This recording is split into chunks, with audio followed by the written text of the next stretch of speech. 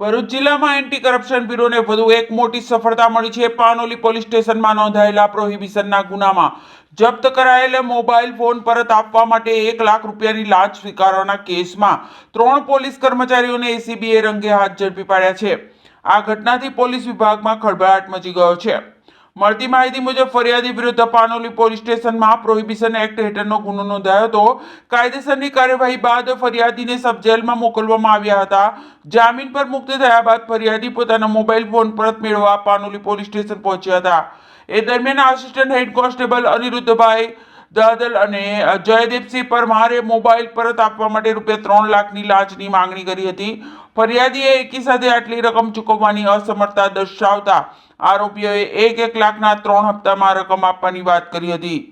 લાંચ આપવા ઈચ્છતા ન ધરાવતા ફરિયાદીએ એન્ટી કરપ્શન બ્યુરોનો સંપર્ક કર્યો હતો।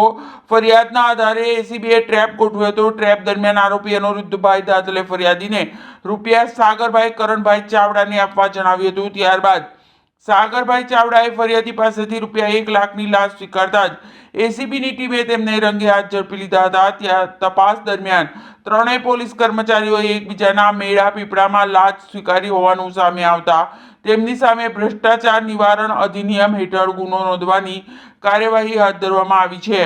આ સફળ ટ્રેપની કાર્યવાહી એસીબી ભરૂચના પોલીસ ઇન્સ્પેક્ટર એમ.જે. શિંદેએ પોતાની ટીમ સાથે હાથ ધરી હતી।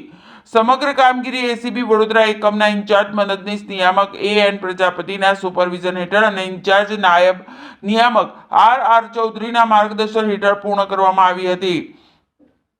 પાનોલી પોલીસ સ્ટેશન સામે આવેલી ડી સ્ટાફ ચેમ્બરમાંથી 3 પોલીસ કર્મચારીઓની લાંચ લેતા ધરપકડ થતા સમગ્ર પોલીસ તંત્રમાં ચર્ચાનો માહોલ જોવા મળી રહ્યો છે। હવે એસીબી દ્વારા આરોપીઓ સામે વધુ કાયદેસરની કાર્યવાહી હાથ ધરવામાં આવી છે।